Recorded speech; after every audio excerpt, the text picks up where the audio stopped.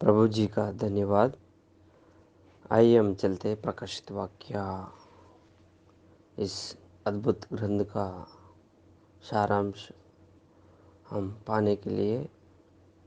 प्रकाशित वाक्य जो ग्रंथ है पवित्र बाइबल ग्रंथ में सबसे महत्वपूर्ण और अनेक रहस्यों को खोलने वाला किताब है। प्रकाशित वाक्य हमको समझना बहुत ज़रूरी है। जब प्रकाशित वाक्य हमें समझने में आने लगता है तो बाइबल के सारांश हमें समझ में आ जाता है। प्रकाशित वाक्य अनेक गूढ़ भावों का, रहस्य भावों का एक गनी है। प्रकाशित वाक्य में जो गूढ़ भाव, रहस्य भाव जो छुपे हैं, वो जब हम उस प्रकाशित वाक्य को ध्यान करते हैं, उसका सारांश जो हमें निकालते हैं, तब अनेक बाइबल का अंदर जो छुपे हुए रहस्य गूढ़ भाव हमें समझ में आने लगता है। वो ये समझना कोई कठिन बात नहीं है। संभव है कि वो गूढ़ भावों को, रहस्य भावों को, रहस्य बातों को परमेश्वर हमें बताने के लिए वो तैयार है।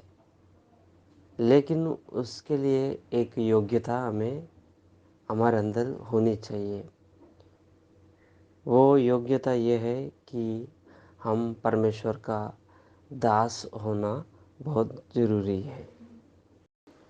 प्रकाशित वाक्य पहला अध्याय पहला वचन में ऐसा लिखा है, यीशु मसीह का प्रकाशित वाक्य जो उसे परमेश्वर ने इसलिए दिया कि अपने दासों को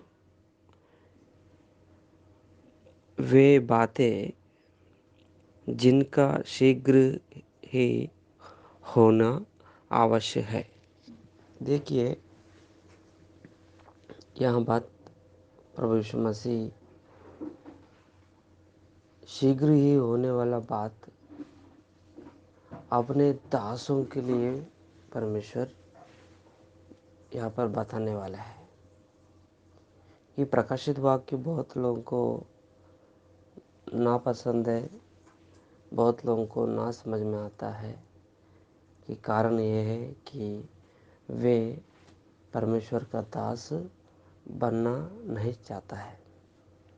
मेरे प्यारे भाइयों, आज आप सभी को परमेश्वर इतना प्यार से बुलाया है ये प्रकाशित वाक्य सुनने के लिए, प्रकाशित वाक्य समझने के लिए, प्रकाशित वाक्य में जो रहस्य बातों का, गूढ़ भावों का, मार्मिक बातों का परमेश्वर खोलने वाले अपने सामने। इसीलिए आप सभी को मैं प्रभु यीशु मसीह का दास के नाते सभी को धन्यवाद करता हूँ। आप सभी परमेश्वर का दास है कि मत्ती रचित सुसमाचार में प्रभु यीशु मसीह भी ये बात याद दिलाता है, कोई भी मनुष्य दो स्वामियों को सेवा नहीं कर सकता है।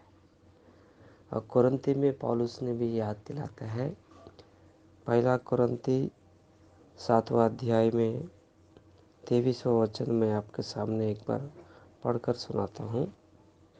तुम दाम देकर मोल लिए गए हो, मनुष्यों के दास ना बनो। ये दोनों बातों से हमें ये बात आता है कि कोई अगर मनुष्य आपको भरमाएगा तो उसे दास मत बनिए। परमेश्वर का दास बनेंगे, परमेश्वर का सेवा करेंगे। प्रकाशित वाक्य इन्हीं लोगों को दिया गया है, उन्हीं लोगों को समझ में आना चाहिए। परमेश्वर ऐसा लिखा है कि उनका दास जो होता है।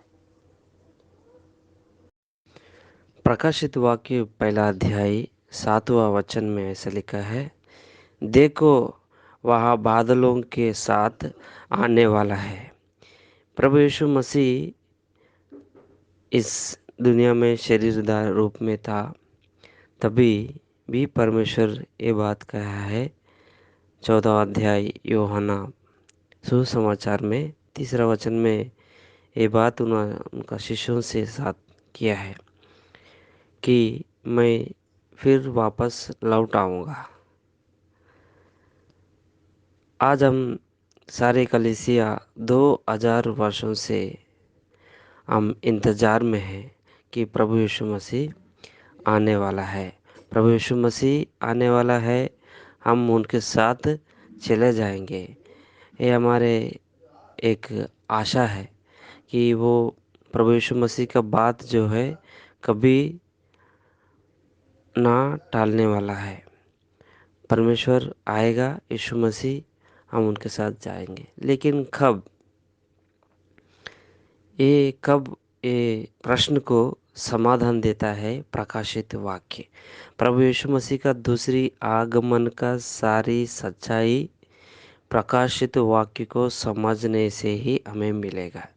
इसलिए हम बड़ी ध्यानपूर्वक हम प्रकाशित वाक्य को अगर ध्यान करेंगे तो हमें वो बात समझ में आता है कि प्रभु यीशु मसीह का दूसरी आगमन कब है। तो इसीलिए प्रकाशित वाक्य में ये भी बात लिखा है पहले अध्याय 3रा वचन में, धन्य है वह जो इस भविष्यवाणी के वचन को पढ़ता है और वे जो सुनते हैं। प्रेज द लॉर्ड, जय मसीह की। ये इतनी अच्छी एक हमारा धन्यता है, धन्य वचन है, धन्य की बात है कि प्रकाशित वाक्य जो सुनता है, जो पढ़ता है, वो धन्य है। क्योंकि इस प्रकाशित वाक्य में हमें अनेक बातों को बताती है। प्रभु यीशु मसीह के बारे में, स्वर्गलोक के बारे में, प्रभु यीशु मसीह का दूसरी आगमन का बातों के लिए बात करती है। अनेक रहस्य बातों में के लिए भी प्रकाशित वाक्य हमें समाधान देता है कि इसलिए यहाँ एक धन्यता है कि हम प्रकाशित वाक्य को पढ़े और प्रकाशित वाक्य को सुने। मैं आज खुशी के साथ में आपके साथ में मैं बोल रहा हूँ कि मुझे बहुत खुशी हो रहा है कि हम आज ये धन्यता को पा रहा है कि प्रकाशित वाक्य को ध्यान करने जा रहा है। कृपया करके आप उत्सुक होकर इसे प्रकाशित वाक्य का पूरा सारांश सुनिए। प्रभु यीशु मसीह का दूसरी आगमन का बात भी समझ में आएंगे, साथ ही साथ में बहुत ही आश्चर्यजनक विषयों के बारे में भी हम सुनते जाएंगे।